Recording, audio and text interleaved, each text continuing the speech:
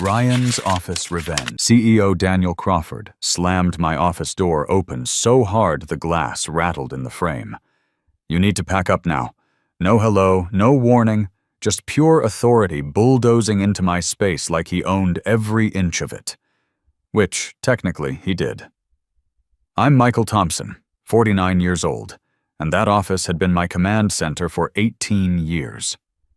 As Chief Operations Officer, I was the guy who made sure this place actually worked when the fancy PowerPoint strategies crashed into reality.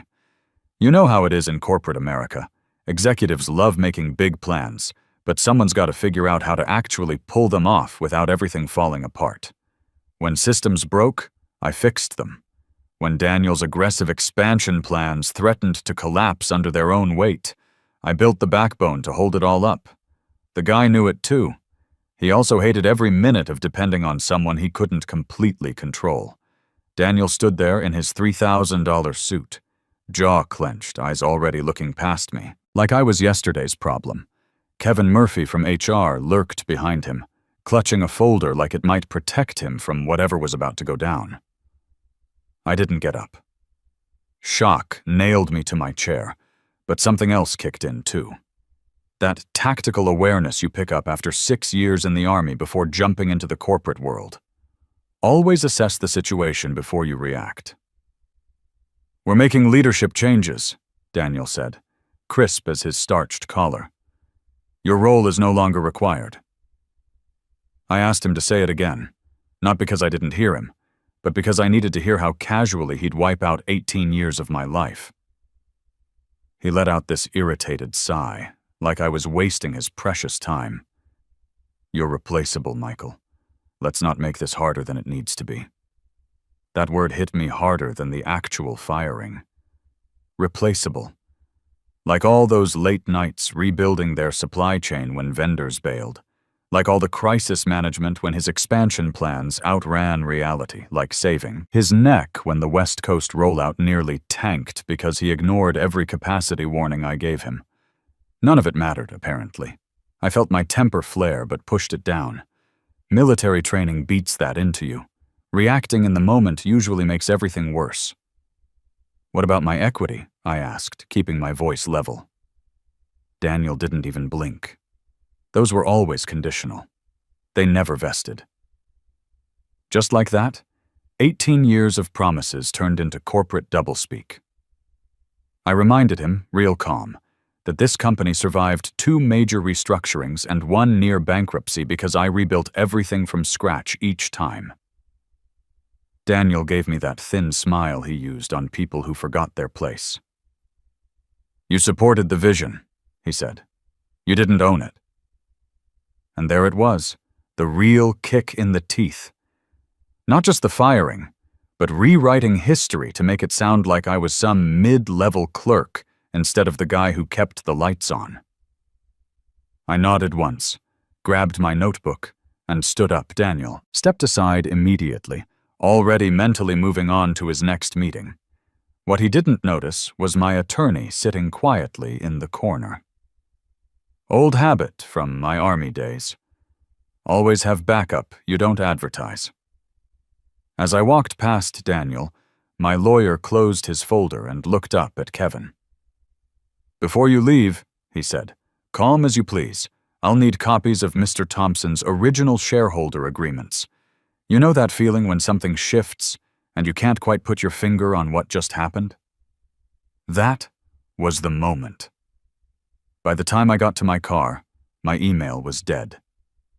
18 years of access. Gone, just like that. Some IT guy probably got a text and hit delete. Later that day, a colleague texted asking why my name disappeared from the operational framework I'd written 3 months earlier. I didn't bother answering. The message was crystal clear. Erase first, explain later. I was pissed that night, but I kept it to myself. Sat at my kitchen table thinking about all the messes I'd cleaned up to make Daniel look good. When his West Coast expansion nearly imploded because he ignored capacity constraints, I worked 80-hour weeks restructuring our entire distribution network. When client retention tanked because he overpromised delivery times, I rebuilt our fulfillment process from the ground up. Every fix made him look like a genius. Every success became his story. My wife Jennifer found me still sitting there at midnight. "You okay?" she asked, putting her hand on my shoulder. "Just thinking," I said. After 22 years of marriage, she knows when I need to work through something on my own. Next morning, Kevin finally called. His tone was all rehearsed sympathy, the kind they probably teach in HR school. I asked the question everyone pretends not to understand. "What about my equity?" Pause. Then this sentence delivered like company policy, not actual truth. "No equity is owed, Michael." They said it again, slower, like I was too stupid to get it the first time. I ended the call politely, hands steady enough to notice. 18 years reduced to a checkbox on someone's termination list. Here's where most people would start making noise. Hire a lawyer, file a lawsuit, call the local news. Daniel was probably counting on that reaction. It would let him play the victim, the decisive leader protecting the company from a bitter ex-employee. I'd watched him thrive on that kind of drama for years. Every conflict became his chance to look tough and decisive while the other guy burned out trying to match his energy. So I chose something different. I chose to sit still and let the weight settle. Fighting right then would only prove his point about me being a problem. Instead, I made space for something else to develop. My attorney called an hour later. His voice was steady, analytical, the way lawyers sound when they've found something interesting. Vesting, he explained, had been deferred, not revoked. The distinction matters more than they realize. That got my attention. Ownership had been stalled, sure, but something else hadn't vanished with it. When I hung up, that anger stopped eating me up from the inside. It didn't disappear. It just got organized. I stayed at that kitchen table that evening, reading documents I'd once trusted, feeling my frustration sharpen into something more useful. Daniel thought time erased leverage. Big mistake. The systems I'd built had taught me patience, how to think 3 moves ahead. I didn't need to make noise. I needed to be accurate. Somewhere between being pissed off and getting focused, I saw a path Daniel never imagined I could still walk. It would take the kind of disciplined patience the army had beaten into me, but patience with a purpose this time.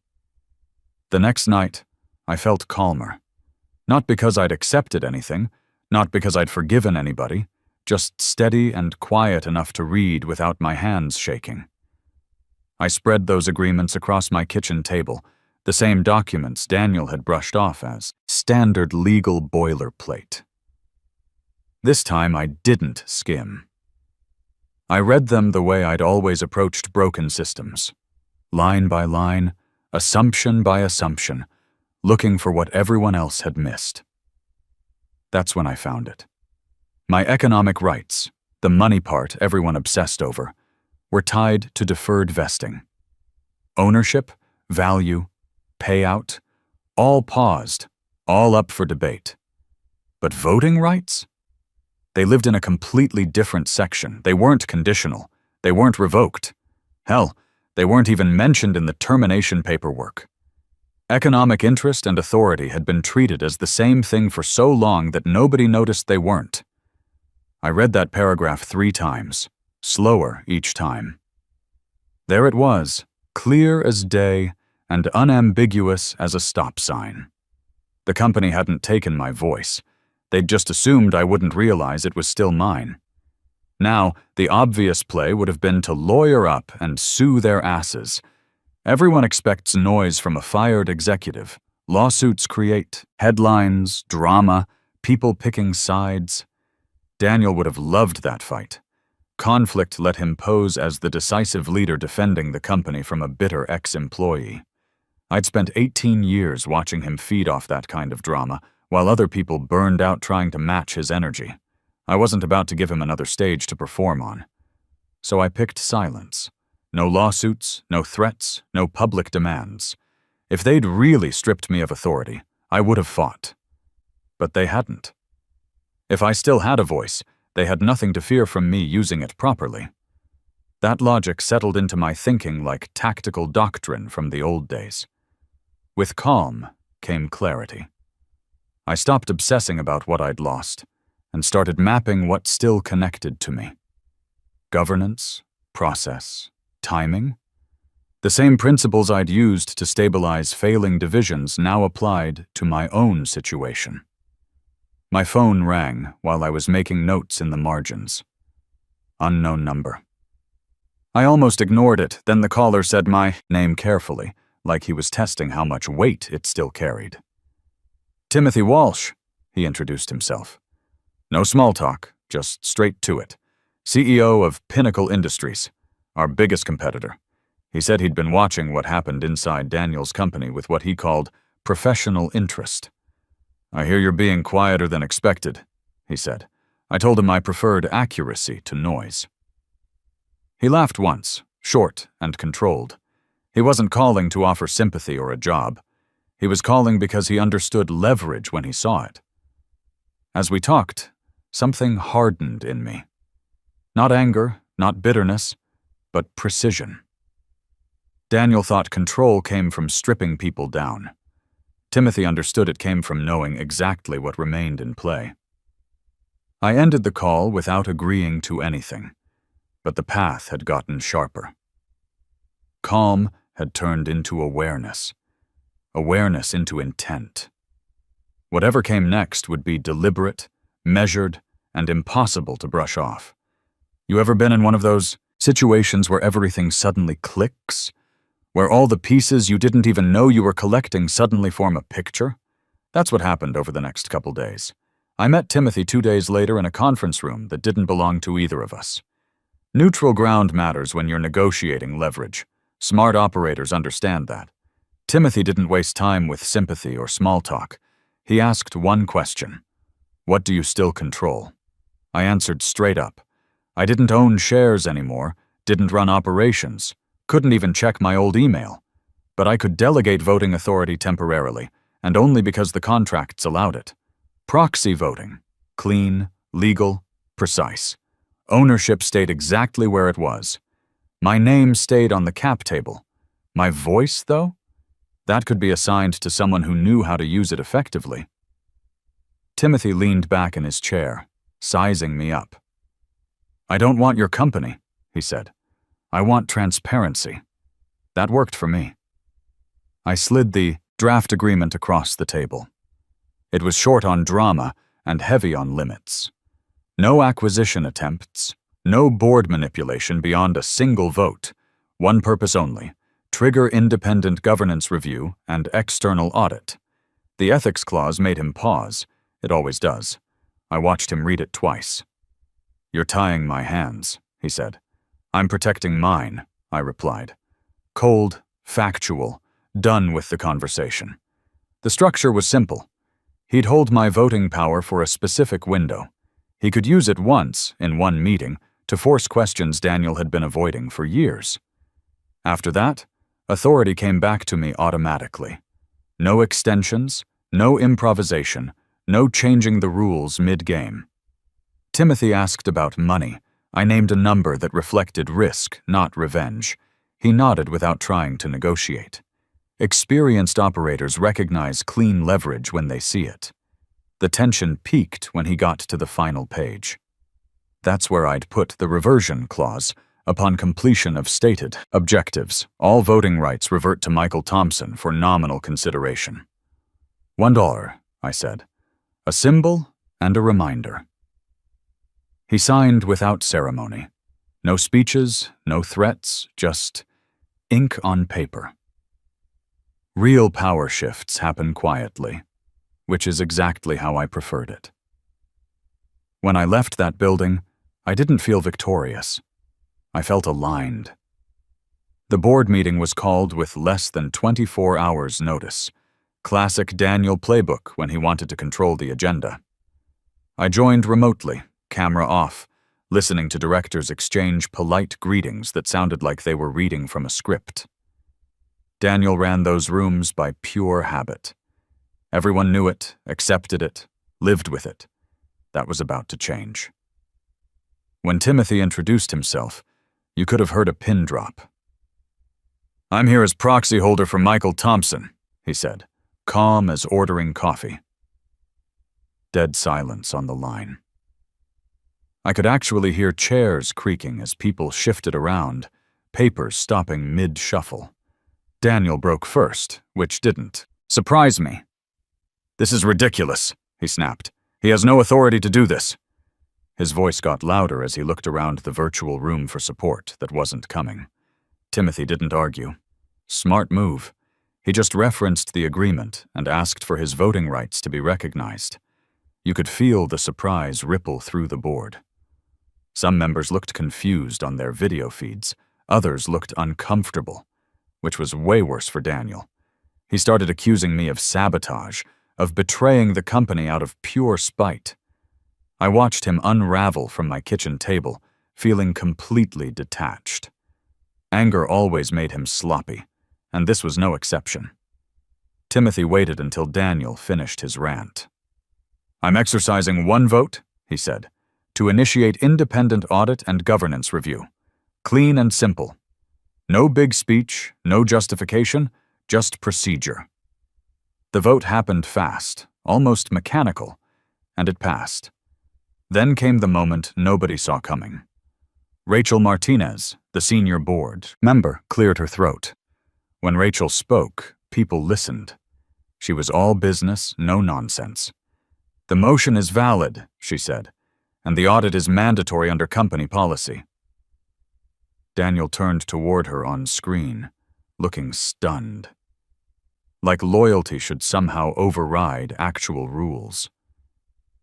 Then Rachel dropped the bomb. Due to the scope of this audit, Daniel's voting authority will be temporarily suspended to avoid conflicts of interest. The room went dead quiet. Directors stared at their screens like they couldn't believe what they'd just heard. Daniel laughed once, sharp, hollow, before realizing nobody else found it funny. When the meeting ended, nothing felt settled, but everything felt unstable.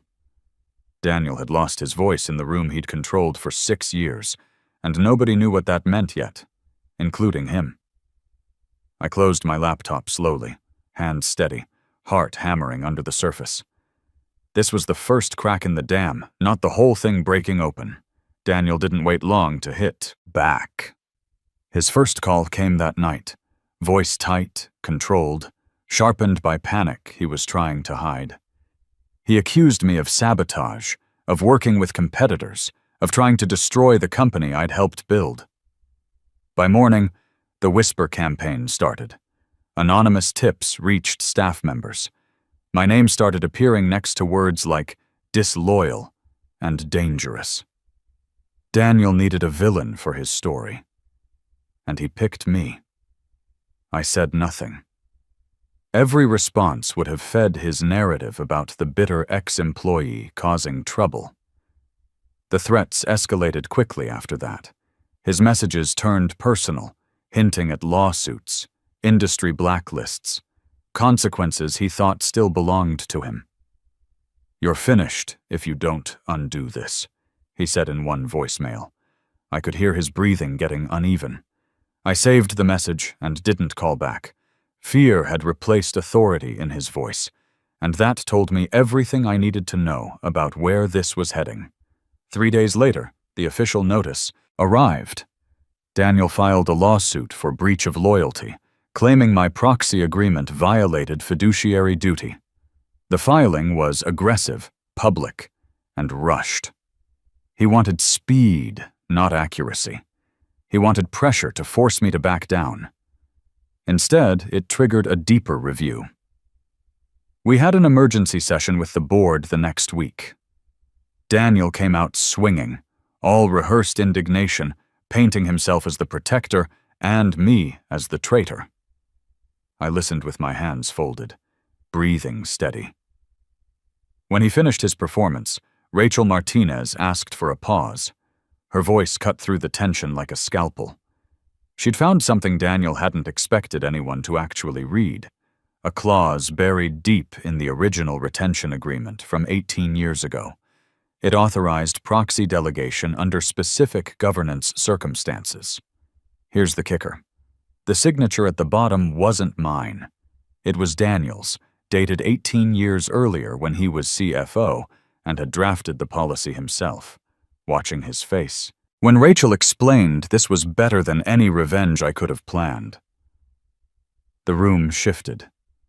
Daniel's expression drained as she walked through the implications step by step. His own authorization had enabled the exact action he was now trying to sue me for. The irony was so perfect, it felt scripted.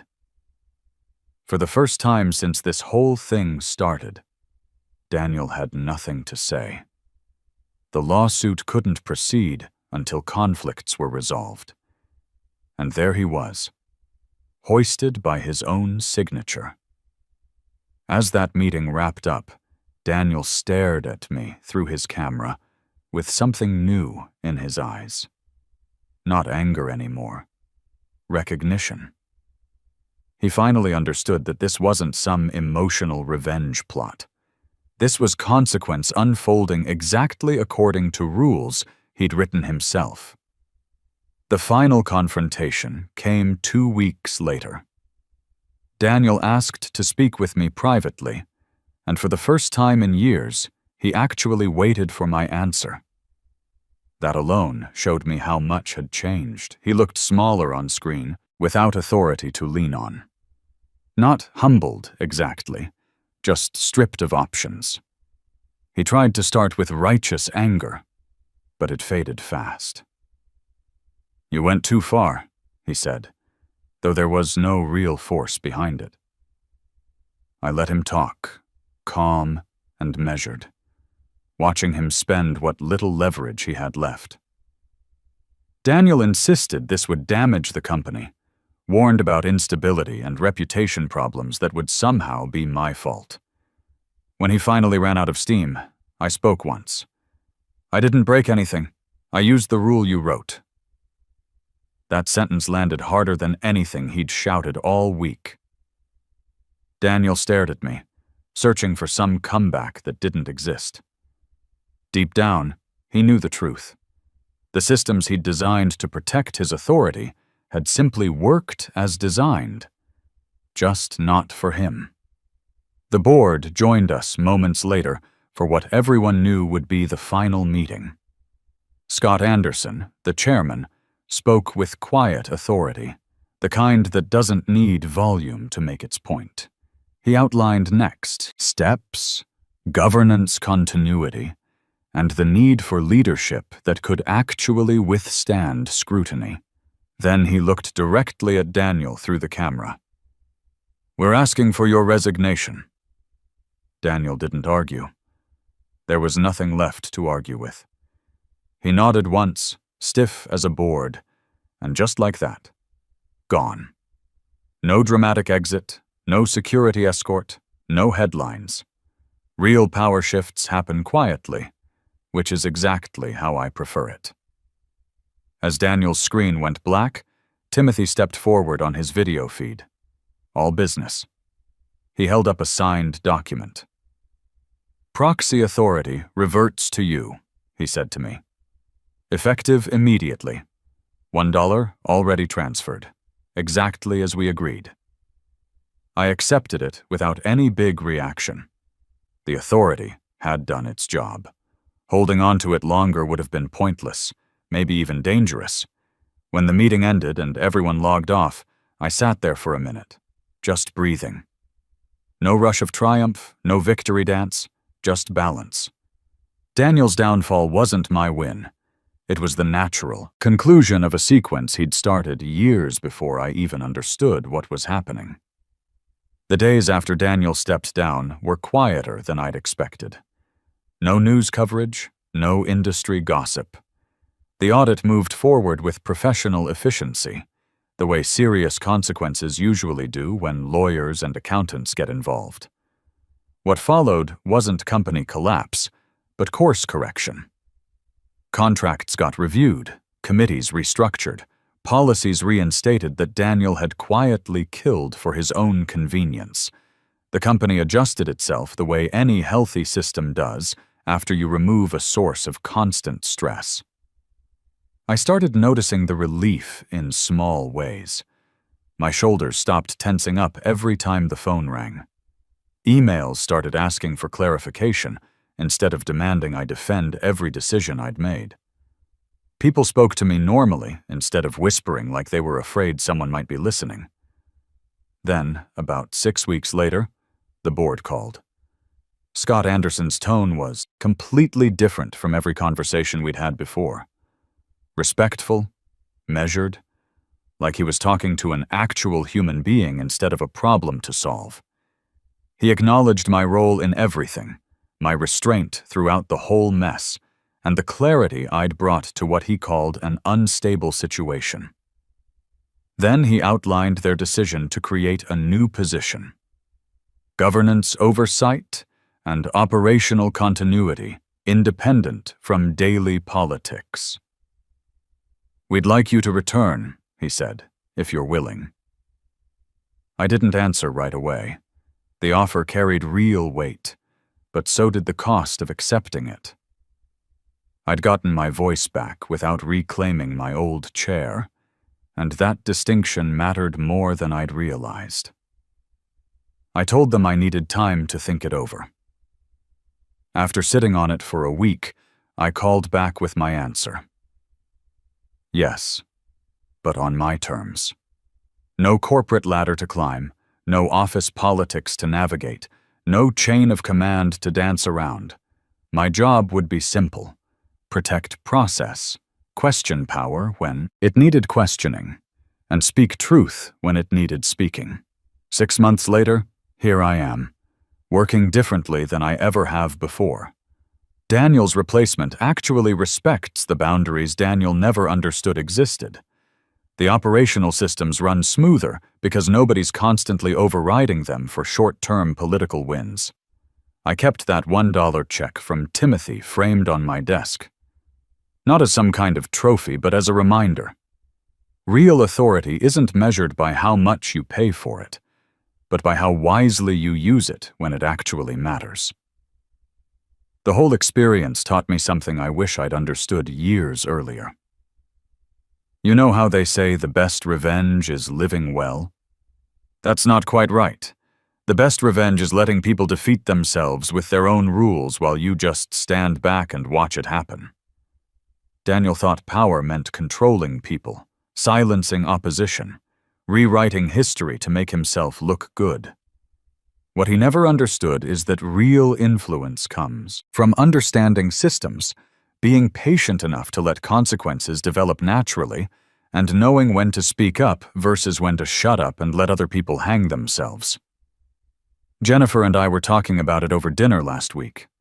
She asked me if I felt vindicated, if getting my job back had made it all worthwhile. I told her the job offer wasn't the point. The point was proving that dignity doesn't require volume, that justice doesn't need drama, and that sometimes the quietest moves make the loudest impact. Our kids are both in college now, our daughter studying engineering, our son going into business. I've been telling them this story not because I want them to seek revenge when someone wrongs them, but because I want them to understand that patience and precision beat anger and noise every single time. The company's doing better now. Stock's up, employee satisfaction surveys show real improvement, and we haven't had a major operational crisis since the leadership change. Turns out when you stop treating experienced professionals like disposable assets, they tend to stick around and actually solve problems instead of just covering them up. Looking back on the whole thing, I realized Daniel did me a favor by firing me. It forced me to discover leverage I didn't know I had and use it more effectively than I ever would have as a regular employee. Sometimes getting knocked down is exactly what you need to figure out how strong you really are. The most important lesson isn't about corporate politics or legal loopholes. It's simpler than that. Real power doesn't come from shouting louder than everyone else or making threats you can't back up. Real power comes from understanding the rules better than the people who wrote them, having the patience to wait for the right moment, and the discipline to stay calm while everyone else is losing their minds. When you master that combination, you don't need to defeat your enemies. They'll defeat themselves, and all you have to do is make sure you're still standing when the dust settles.